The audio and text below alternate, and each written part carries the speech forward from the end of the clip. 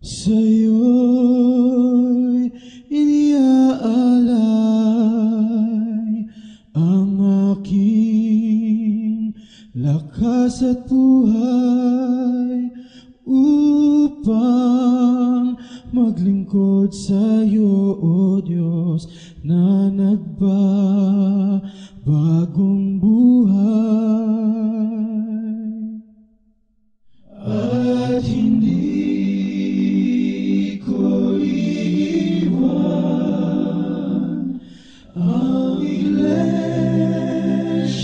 mo, mahal. Tungkulin kong tinanggap, di ko babayaan.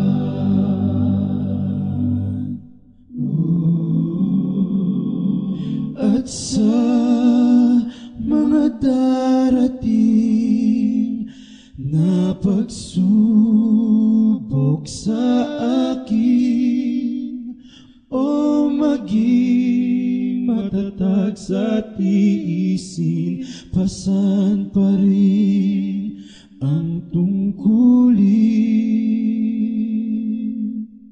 Kung sumapit ang araw na ako ay papanaw, ay tiyak ang pangako mo, ako'y may putong ng buhay.